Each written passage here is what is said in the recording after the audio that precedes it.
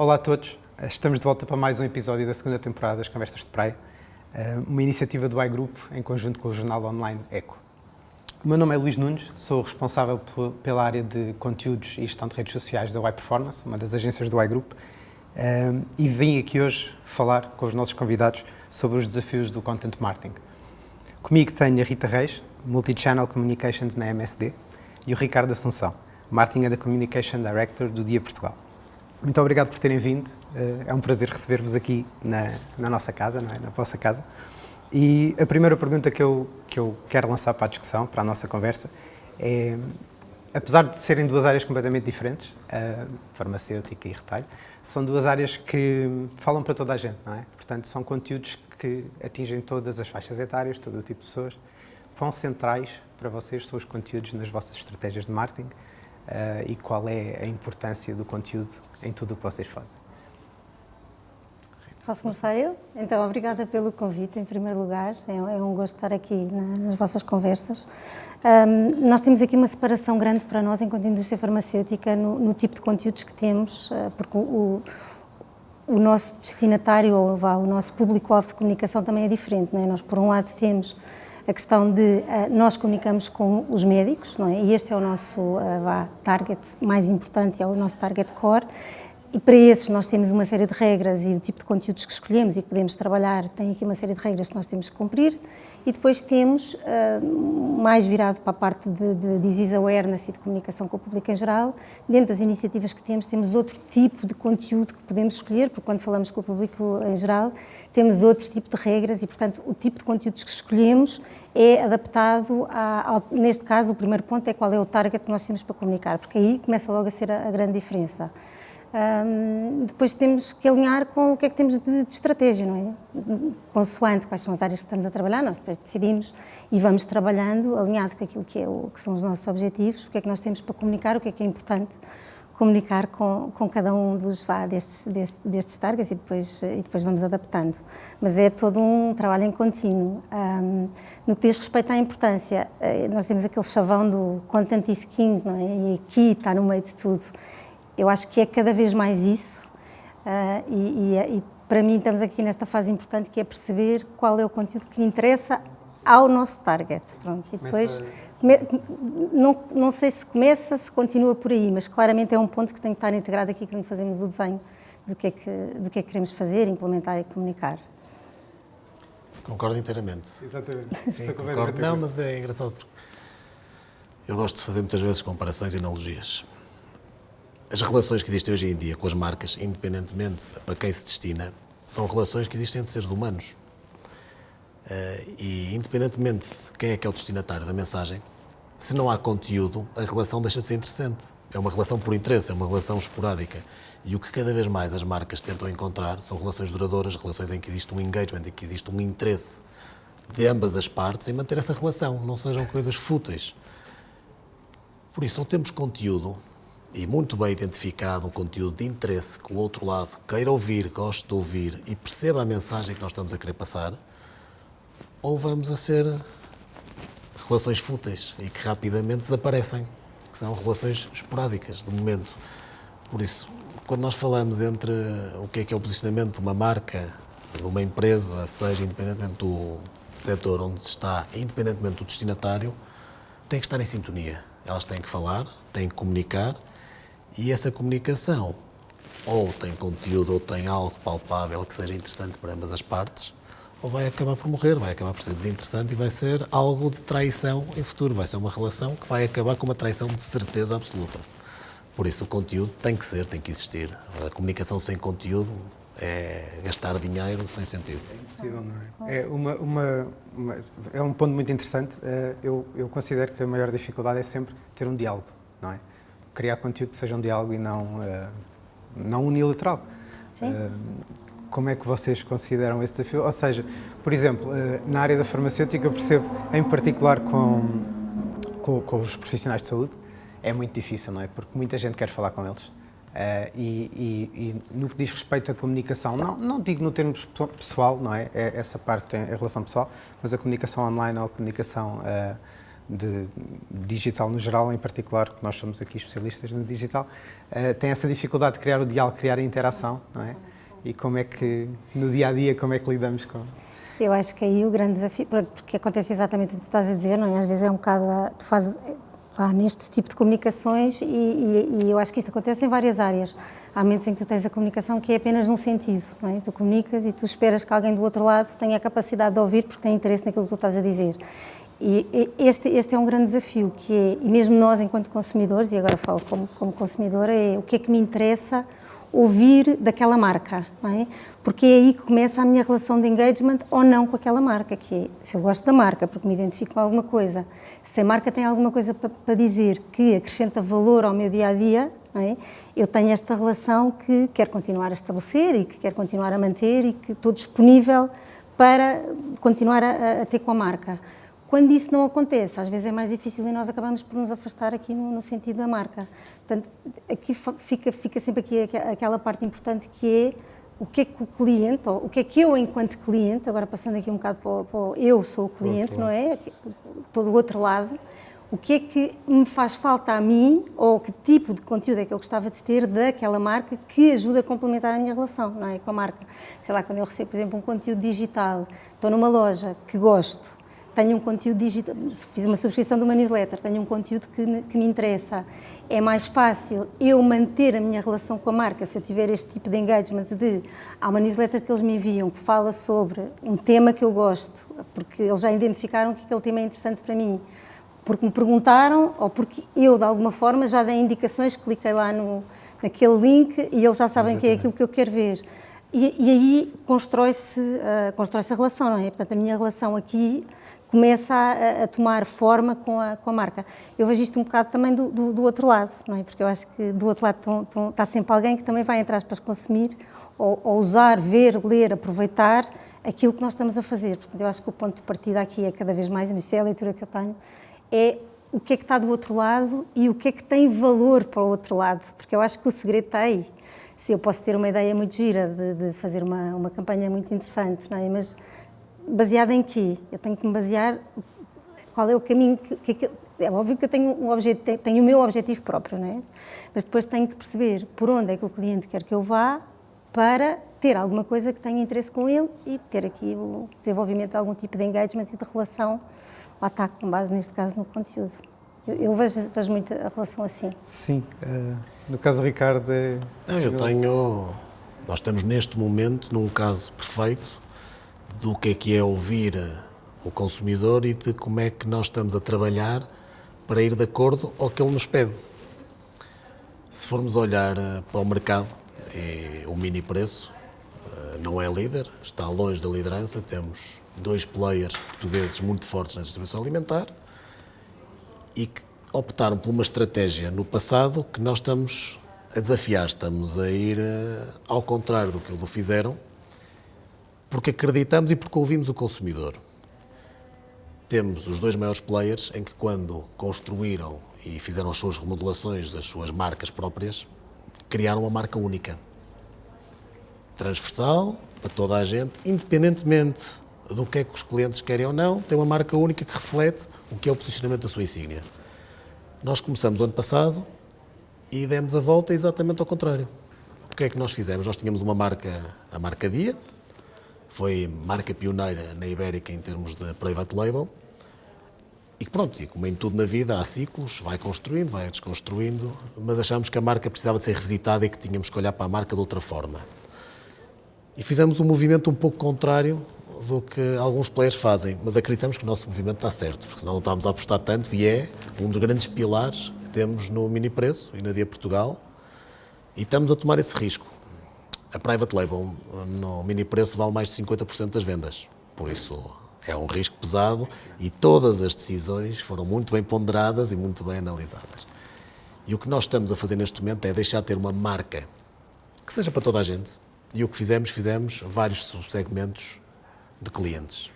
Os clientes têm perfis diferentes. Um cliente tipicamente de frescos não é o mesmo cliente de congelados, tem diferenças. Um cliente das ready meals é diferente de um cliente dos laticínios. Então nós criamos aqui os vários segmentos. E o que é que estamos a fazer? Neste momento estamos numa mudança absoluta. A marca Dia existe, porque a marca Dina tem um grande reconhecimento em termos de qualidade, mas existe com uma assinatura. Nós, neste momento, somos multi-brands. Nós lançamos, o ano passado, mais de 60 marcas e mais de 700 artigos. Este ano já vamos em mais de 30 ou 40 marcas e o objetivo é chegar a 1000 artigos este ano. E estamos claramente a ir atrás do que o público quer, porque estamos a querer falar com eles. Temos marcas disruptivas, temos marcas que se chama Amar à Vista. A marca Amar à Vista é um marinheiro e que é o nosso bacalhau, completamente diferenciador, e quando se chega à loja aquilo é completamente disruptivo, mas está a falar, tem o histórico do bacalhau, tivemos inspirados em tudo que sejam figuras portuguesas, no humor português, e está a comunicar diretamente para o que é, porque vai pela tradição, é uma marinheira antiga, quase com as tatuagens do humor de mãe e afins, está assim muito, uma caricatura muito gira. E depois está o Amar à Vista, sendo que o A está entre parênteses para ser o Mar à Vista, mas depois o Amar à Vista porque é um produto tipicamente português. Criamos aqui, desde brincadeiras com os nomes, por vezes os nomes não são fáceis de dizer, mas é propositado. É propositado. O packaging é completamente de cores arrojadas, completamente diferenciadores. E o que nós estamos aqui a fazer é tudo o que foi desenvolvido, seja desde o nome ao packaging e depois a toda a comunicação que estamos a trabalhar entre influenciadores, entre artigos de opinião e afins, está direcionado para os clientes desse segmento. Não estou a olhar para os clientes mini preço de uma forma transversal. Não estou a olhar para os clientes da concorrência. Eu estou a olhar para os clientes daquela categoria, independentemente de serem meus ou não. Porque eu acredito que, tendo a qualidade e tendo marcas em que eles se reconheçam e que vejam o valor, vai ser um traffic builder para as minhas lojas. Vou trazê-los para as minhas lojas. Exemplo disso são os nossos gelados, os Temptation, que lançamos o ano passado. Fizemos uma festa e desafiamos em tempo Covid, com as limitações todas que havia, e fizemos uma festa com jornalistas, com influenciadores, com pessoas da dia. Criamos ali um grande buzz na praia, no parque, num restaurante mítico aqui de Lisboa, o de mais da moda que pode existir, e que de repente as notícias começaram a sair. E porque o conteúdo era giro. E as pessoas estavam lá e estavam convidadas e estavam a ter um momento de convívio de um produto de qualidade, e de repente saíam na NIT, não sei quantos influenciadores a publicar, e tivemos pessoas claramente a dizer nas nossas redes sociais, em todo lado, a dizer que foram experimentar o mini preço porque foram à procura dos lados Temptation. Por isso, estudando, percebendo quem são os consumidores e dirigindo a comunicação e criando planos de conteúdos específicos para esse tipo de consumidor, acho que é o caminho, e espero eu que seja o caminho da vitória e de ganhar as vendas e a preferência, porque é o caminho que estamos a fazer. Não, eu não tenho, posso dizer da minha opinião e da minha experiência, não tenho dúvida nenhuma que o caminho é comunicar diferente para cada segmento. Portanto, não sei em particular o futuro, mas tenho a certeza que esse será o caminho. Mas falámos aqui de uma parte muito interessante, que é o que chamamos hoje em dia o User-Generated Content, não é? O conteúdo que outros criam para as nossas marcas ou para os nossos produtos, e que, no fundo, é um cuidado difícil mantê-lo nas nossas mãos, de certa forma, não é? Porque não temos a chancela da aprovação, temos que confiar muito no que colocamos cá fora. E não sei se quiserem esperar um bocado, este é um tema que me interessa. Eu acho que aqui é assim, o tema do ponto de vista de comunicação e marketing é super interessante. Há questões legais, não é? Pronto, no nosso, eu enquanto utilizadora, lá está, tenho um tipo de consumo, da área em particular onde eu trabalho, assim, eu acho que o Ricardo é a pessoa ideal para poder falar sobre isto. Eu acho que é um tema super interessante, aliás, é um tema que está no core aqui do dia de tudo o que tem a ver com redes sociais também, não é? Portanto, faz todo sentido, mas para nós não é, isto para mim não é o foco, o trabalho de todo, até porque do ponto de vista, como tu estás a ver e bem identificar e sabes também, temos aqui uma série de barreiras e balizas e, portanto, não é o nosso caminho, não é por aí, mas tenho a certeza que o Ricardo tem um caminho espetacular para desbravar, para poder utilizar, otimizar e disseminar as suas marcas. Aí temos de ter confiança no que é os nossos produtos. Claro. E voltando às nossas marcas e ao que estamos a fazer de lançamento, nós temos de tal forma confiança no nosso trabalho que sempre que há um lançamento nós massificamos o que são os press kits. Nós mandamos os produtos diretamente para cerca de entre 70 a 100 micro-influenciadores, pessoas que têm os seus 15, 16, 17 mil seguidores, Mandamos para tudo que é jornalistas e depois temos sempre uns médios e uns grandes, mais ou menos identificados. Mas mandamos e damos a liberdade deles escolherem e deles escreverem, e se querem escrever ou não sobre o tema. Isto é, muitas vezes, lá está, o conteúdo é rei, mas a forma como esse conteúdo está colocado também contribui a ele ser rei ou não. E não querendo fazer crítica a ninguém, mas às vezes faz-me confusão, como colegas nossos que preparam um plano de comunicação e de repente temos exatamente a mesma frase, publicada a fotografia no mesmo ângulo, publicada em 40, 30 influenciadores, de repente em soft sponsoring, a mesma frase a ser dita numa novela. Quando é forçado, mata-se o conteúdo. Por isso, nós confiamos de tal forma nos nossos produtos, na qualidade dos mesmos, que mandamos e damos a liberdade, e não pedimos para publicar, mandamos press kits personalizados, a contar a história, a contar porque é que houve esta renovação, o que é a vantagem deste produto ou não, versus ao passado, e no fim só pedimos, se por acaso fizer alguma publicação sobre isto, por favor identifique a marca, identifique o mini preço, até porque nós depois damos-lhes palco. Porque as pessoas identificando numa story no Instagram, nós logo a seguir fazemos um repost e pomos as nossas stories. Por isso, nós também damos palco a estas pessoas. É um win-win. Isto é um win-win. Isto só pode acontecer se acreditas no teu produto. Se não acreditas, se calhar tens de ter um bocadinho mais cuidado e tens de fechar um bocadinho mais em casa, porque quando tu entras nas relações das redes sociais, é como qualquer relação, tu não controlas tudo. Há um outro lado que controla tanto ou mais do que tu, por isso tu tens de ir adaptando. Exatamente. Não, e também, desculpa, e também tens que escolher bem, quer dizer, tu tens sempre um momento em que tu tens alguma coisa que tem que estar mapeada, onde tu identificas que ali pode estar alguém que te pode interessar, ou seja, não é uma coisa às escuras, divulgas o mais possível, mas é isso que tu estás a dizer. Segmentado. Exatamente. Se um artigo claro. mais jovem, vou para influenciadores mais jovens. Claro. Exemplo, nós vamos lançar agora uma energy drink Diablo com sabor a mojito e está claramente segmentado um público mais novo. Quando ganhamos o selo da escolha acertada da DEC Proteste com o nosso azeite, quando mandamos o produto, mandamos para um consumidor, para uns influenciadores mais de família e afins que dão outro valor ao azeite, porque os mais novos nem querem saber o azeite que têm em casa. Por isso, tudo isto faz parte do que é o plano de marketing, produto a produto. Nós, em vez de encararmos como encaram-se em tempos e como outros encaram, um plano global de uma marca única para tudo, nós olhamos segmento a segmento e trabalhamos influenciadores, trabalhamos mídia, trabalhamos a ativação de acordo com o segmento. Claro. Exatamente. E aqui Eu o penso ponto- que aqui numa área de disease awareness há Diz muito isso. espaço para trabalhar, não há? É. Com apoios a certos temas. Sim, com apoio a certos temas, sim. Não é? Hoje em dia nós estamos cada vez mais preocupados com o que é esta questão do estar bem, ter saúde, como é que eu posso ter uma vida melhor, a questão da saúde mental, não é? No geral, quer dizer, uma visão um bocado holística de o que é isto de ter saúde, não é? Nós estivemos agora fechados em casa uma série de tempo e agora temos a sorte, finalmente, de podermos andar outra vez na rua.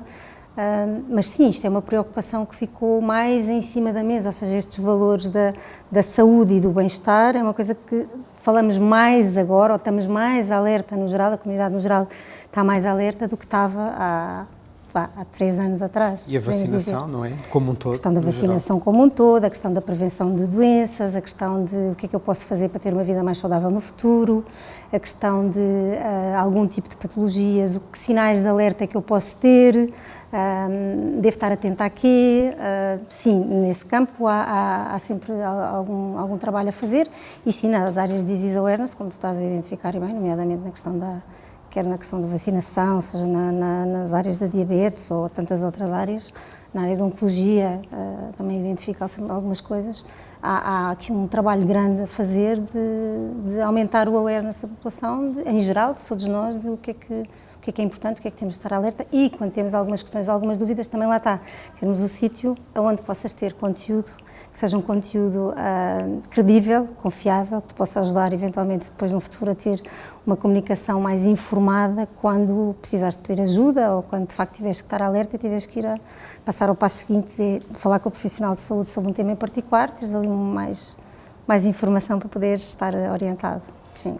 Isso é importante, não é? A credibilidade, quando falamos como marca, de termos a credibilidade de estar a ser úteis e ser visíveis como úteis na nossa informação e não como apenas venda ou convencer alguém, não é? Há aqui uma linha difícil de separar entre o que é conteúdo que falamos interessante ou útil e conteúdo que, pronto, de publicidade, digamos assim, de tentativa de venda, nem que seja de uma ideia ou de um conceito. Sim. Há aqui uma linha como...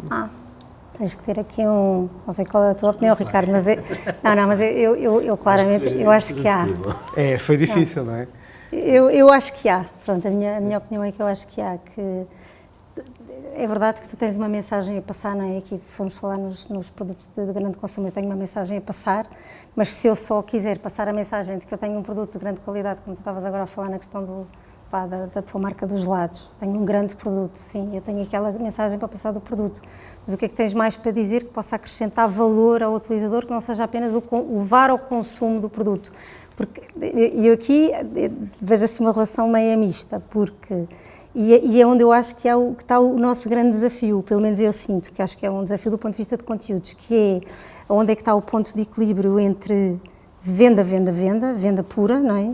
Ou tenho aqui conteúdo que é um conteúdo que acrescenta valor e que, by the way, eu consigo casá-lo e misturá-lo de forma a ter aqui uma melhor relação com o meu produto, casar isto com o meu produto, com a minha marca, com a parte do disease awareness, de gerar algo de qualidade, não é? E aqui eu vejo isto um bocadinho mais de uma forma transversal. Eu, no meu caso, não faço consumo aquele produto, isso não existe, não é? Não faz parte do meu...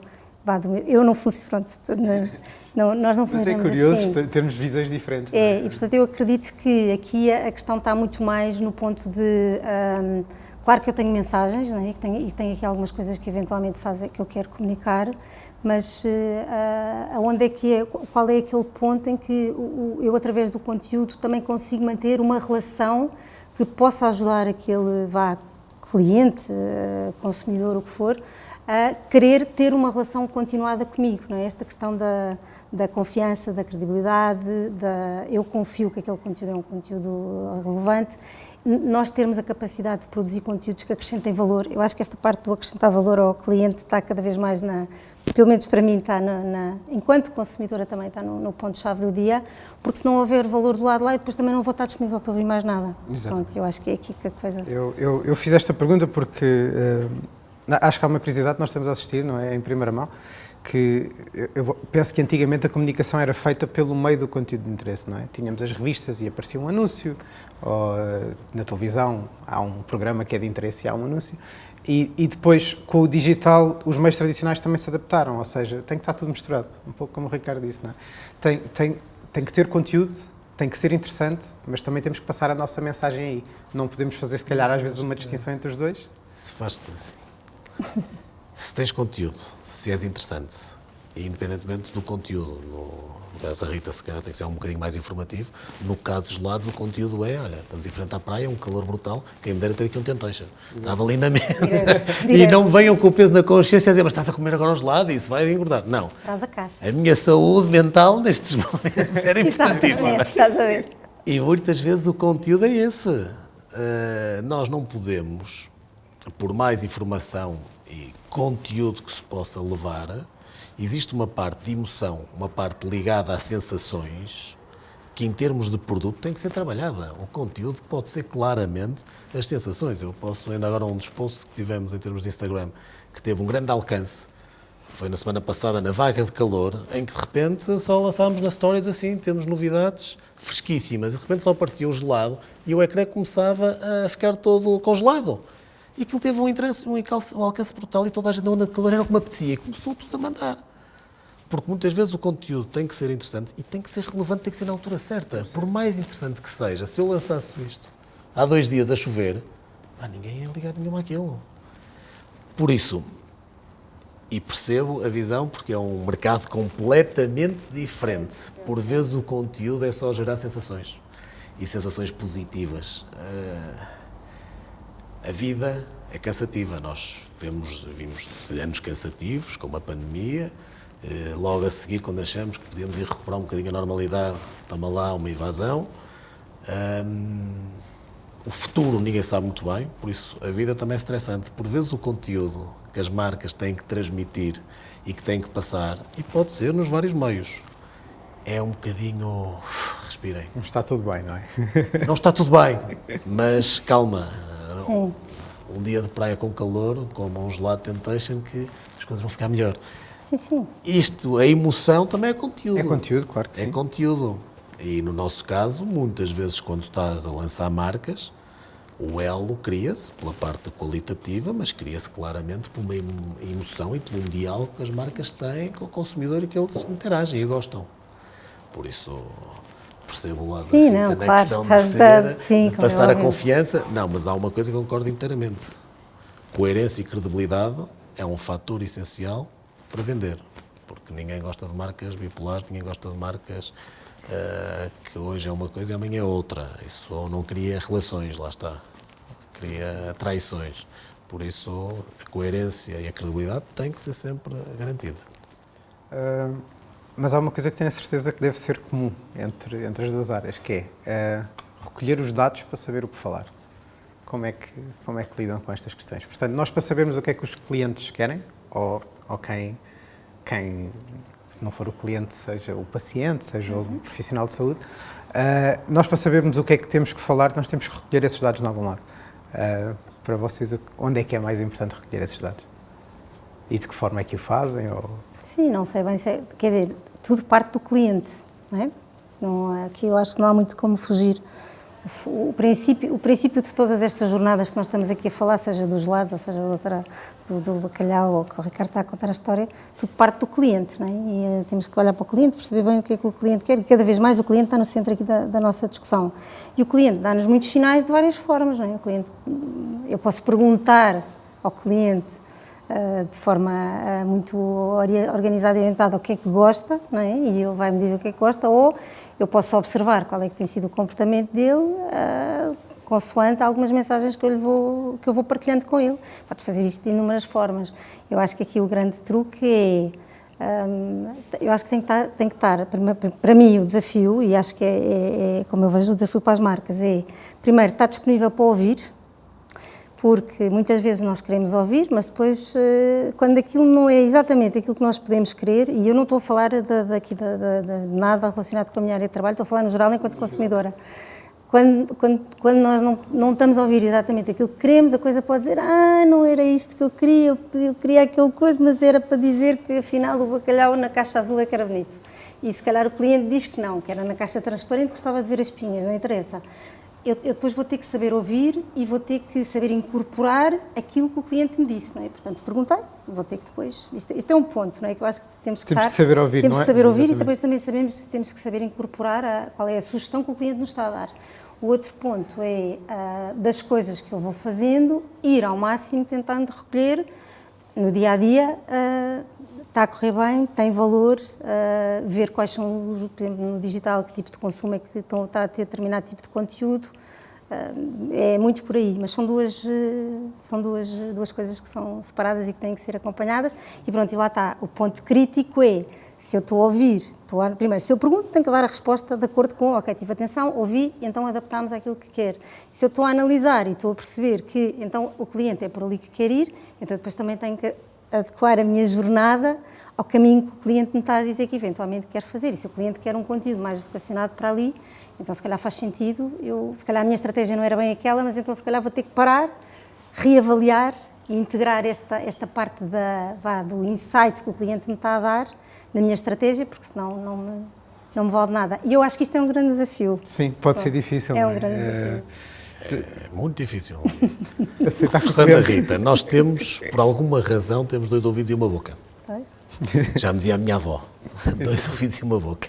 É ouvir antes de falar, temos que perceber o que está à volta. E isso foi uma das razões que eu, há cerca de um ano, criei uma nova área dentro da minha equipa. Nós, claramente, como grandes empresas, temos a área de estudos de mercado, em que vem Nielsen, vem tudo. Escantar, temos lá tudo. Todos os dias chegam novos dados, novos estudos. E eu sentia que tínhamos muita data e pouco insight.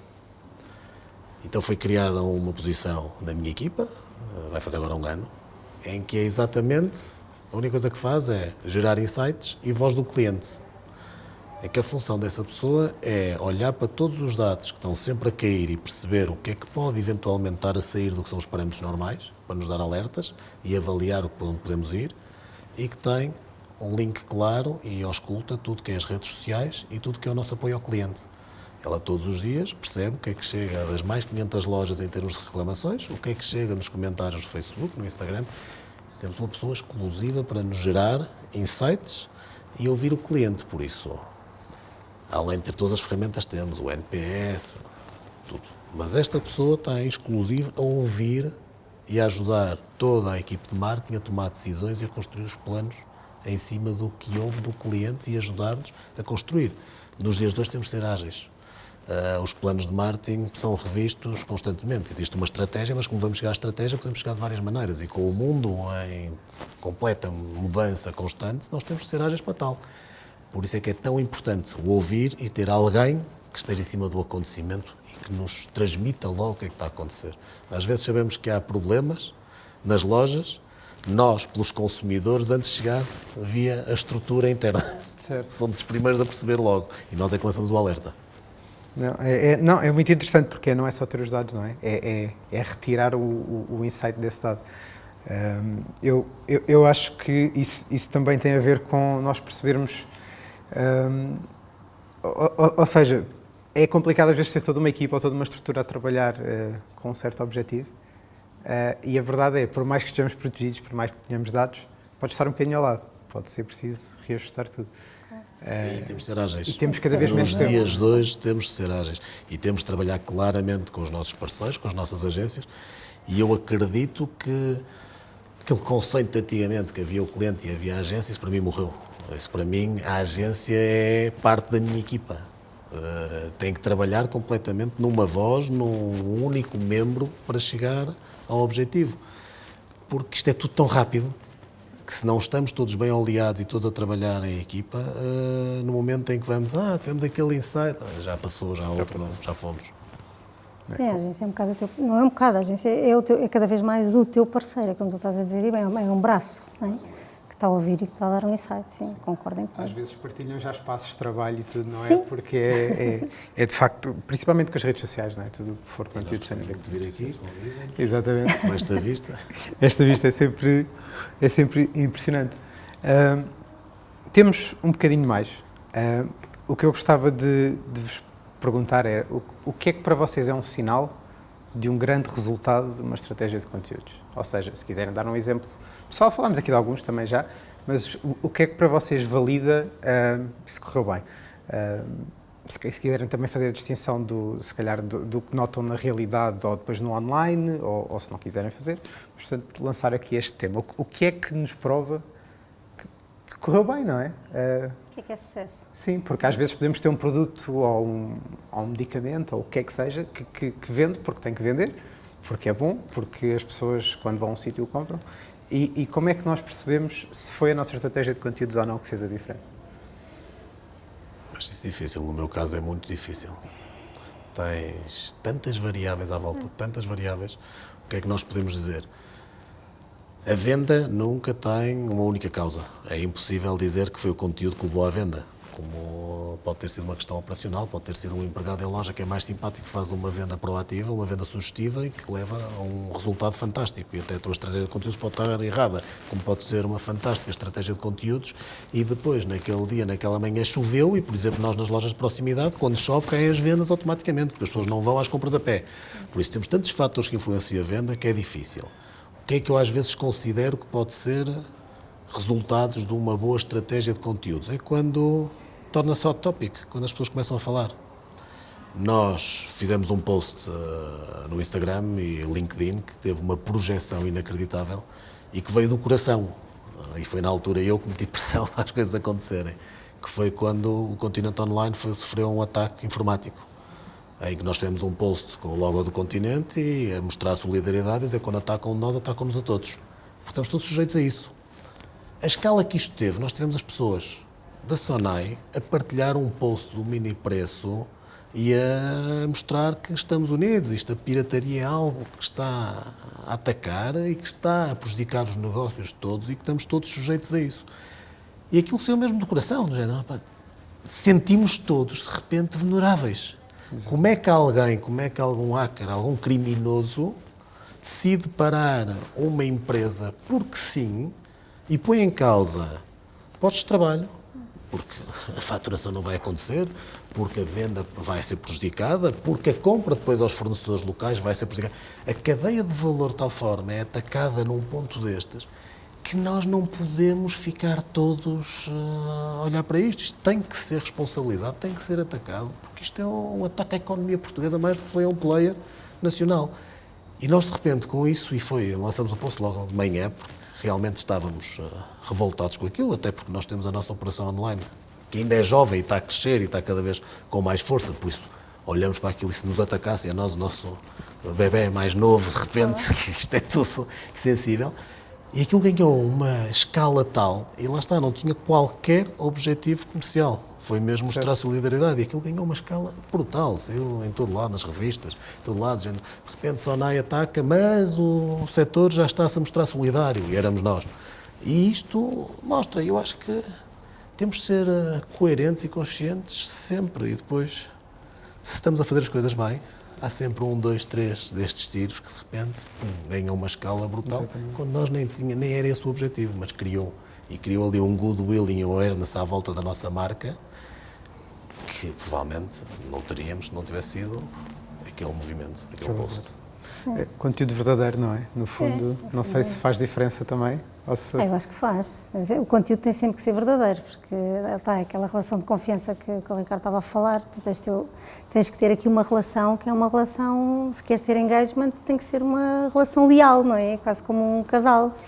Se queres ter alguma coisa de qualidade do lado de lá, também tens de ter alguma coisa para entregar com qualidade do lado de cá. Claro que sim. Mas haverá mais algum fator? Não, a questão do sucesso, a questão do sucesso, pronto, em particular aqui para a minha área, é um bocado mais complexo, pronto, por esses pontos todos que tu tão bem sabes. Eu vejo muito, e cada vez mais vejo, que é o sucesso, claro que medes pelos resultados, mas o que é isso dos resultados? Não é? Exatamente. Pronto. Portanto, eu acho que o ponto aqui é, cada vez mais, quando tu defines uma estratégia, ou quando tu tens um objetivo, definiste uma campanha, tens uma estratégia, aquilo que tu defines como sucesso tem que ser definido no momento em que tu estás a definir qual é o objetivo da tua estratégia. Pronto. E se tu definires que sucesso é eu ter aquele consumidor a usar aquele conteúdo e a dar-me um bom feedback sobre aquele conteúdo, está tudo ok. Se não for isso, e se for eu ter uma partilha, por exemplo, de uma questão relacionada com algum post que eu pus nas redes sociais e ter X partilhas daquele conteúdo que para mim é muito importante e é relevante e que eu gostava de amplificar, então será essa a medida de sucesso. Ou seja, sim, vejo o conteúdo como relevante para o sucesso e vejo a definição de sucesso crítica para cada iniciativa que tu fazes, como poderes ter aqui a medida se é sucesso ou não é sucesso. Ou seja, não acho que possa ser o one size fits all, porque não é. Exatamente. Claramente para cada caso, para cada estratégia tens que ter um objetivo. A minha questão vinha um pouco daí, ou seja, a definição do KPI, não é? Vai-nos definir o que é o sucesso. Sim. Eu considero isso muito importante, porque o sucesso às vezes pode ser ter muitos likes, pode ser ter muitas partilhas, pode ser ter muitos cliques, claro. Pode ser ter muitas vendas, portanto pode ser uma conversão de uma coisa qualquer específica que tu queres. Aumentar a cesta média, pode ser N coisas, claro. É uma conversa difícil definir o que é o KPI correto para cada atividade com as equipas? Eu acho que é. É uma boa conversa também. Certo. Acho que é uma excelente conversa. Muitas vezes acho que pode ser das partes mais interessantes da discussão de alguns temas. E sim, é um tema que eu gosto particularmente dele porque acho que é muito desafiante e porque te obriga a pensar muitas vezes de uma forma diferente, não é? Sair daquela coisa do eu quero fazer porque eu quero fazer, não. Vamos chegar a pensar, e aqui lá está, estou a falar também do ponto de vista geral, e aqui não estou na área do Ricardo, mas eu acho que isto é transversal e é o desafio do marketing, não é? Onde é que está o KPI de sucesso, cada vez mais? A grande dificuldade passa por chegar a um acordo de um KPI. Eu acho que é muitas vezes o tema de grande discussão entre as áreas, seja marketing, comercial, operações, é como é que vamos avaliar um KPI único, transversal às áreas. Porque cada um tenta se escusar com as outras. Exatamente. Mas, enquanto não se criar um KPI único, projeto a projeto, iniciativa a iniciativa, para garantir que não há silos, em que as áreas trabalham em conjunto, porque senão há sempre desculpas. Então, num mercado como o nosso, pode ser desde o atraso do caminhão. Se o caminhão chega, que apanhou um acidente 3 horas mais tarde e entraste em ruptura de um produto, aquelas 3 horas que não vendeste, a culpa foi do caminhão que apanhou um acidente. Consegue sempre arranjar argumentos como a chuva, como o caminhão, como tudo. E normalmente é um ponto crítico na discussão entre as áreas chegar a acordo a um KPI. Internamente entre áreas e com as agências também, não é? Com as agências... Eu acho que com as agências é mais simples, porque nós exigimos sempre Exatamente. muito mais do que vocês querem. Vocês sabem qual é o KPI. Mas Chegamos sempre. há muita ideia de procurar um KPI que seja mais de engagement, não é? Há este lado das agências um pouco. E do lado dos negócios e de quem contrata as agências, há muito o KPI de negócio, obviamente. E tem que se fazer aqui um mix, tem que se perceber onde é que os KPIs mais... de engagement é uma má expressão, mas portanto, os KPIs de interação e de participação, onde é que eles ligam, não é? E arranjar essas... E acho que neste momento começa a ser mais simples, principalmente no nosso caso. Nós, com o comércio online e trabalhando numa lógica integrada, a responsabilização entre o que é negócio e o que não é, e o trabalho de equipe entre a agência e o cliente é muito maior e ambos sabem perfeitamente qual é o KPI e estão ambos a trabalhar no mesmo sentido. Por isso aí torna tudo muito mais simples. Quando falamos no que era a mídia comum, a mass media, era sempre mais difícil. Não, agora vamos trabalhar top of mind. E era tudo entre os painéis que sabemos, entre os telefonemas de manhã, se são mais velhos, se não são. Põe-me no programa da manhã, aumenta a notoriedade. Havia sempre truques. Agora, quando falamos em digital e começamos a falar de comércio digital e e-commerce, os KPIs ficam mais claros, ficam mais transparentes, mais simples e conseguimos sinergias e que as equipes trabalhem muito mais orientadas, porque é direto. Aquilo acontece ou não acontece. No digital acontece ou não acontece. Não é vejo um anúncio em casa em que tenho que me lembrar agora quando for às compras que vou ao mini preço, porque vi o anúncio de manhã e que vi aquele produto em promoção, então agora vou à loja. No digital estamos, seja mobile, seja desktop, aconteceu, temos que fazer, é executar. Consegue-se perceber logo, no momento em que viu, se adquiriu ou não. É transparente e instantâneo, não é? Consegues ver logo se está ou A não. loja online fica muito, muito fácil, não é? Claro. Mais fácil, mais simples. No outro caso temos, se calhar, as leads, não é? Uma lead, um registro, é um sinal claro de interesse e de passagem de mensagem. Sim, pode ser. Peço desculpa. Pode ser. Sim, tens uma iniciativa qualquer que queres divulgar, claramente, sim. Se a pessoa tem interesse e se foi a registro, claro que sim. É um KPI que conseguimos aqui medir. Tens que adaptar os KPI, mas isto é para cada negócio. Para cada negócio nós vamos ter aqui uma... cada projeto. Para cada projeto, Chega exatamente. cada projeto, tem que se adaptar. Cada marca, cada Sim, projeto, acaba por ser para Não, cada nós temos, projeto, por para cada exemplo, área, para cada coisa que fazes, Nós claro que sim. temos lojas em franquia e a franquia também é um ser vivo. Há franqueados que estão em fim de ciclo, há outros que estão a iniciar ciclo, então temos de ter sempre uma renovação de franquias. E temos claramente uma comunicação business to business, usando plataformas como o LinkedIn e outras, em que temos a captação de leads direto, pessoas que eram interessadas em ter a franquia para depois passar a nossa equipe de franquia. E eu avalio isso de uma forma completamente diferente do que avalio um lançamento de uma marca própria nossa, como avalio de uma campanha de awareness como a Sara Prata. Tudo ele tem KPIs diferentes. Exatamente. Olhem, Rita, Ricardo, muito obrigado por vos trazer aqui hoje. As conversas de praia passam a voar, não é? No cenário de conversas boas. Resta-me dizer que para a semana estamos novamente aqui nas conversas e aqui no ECO também e agradecer a todos. Muito obrigado.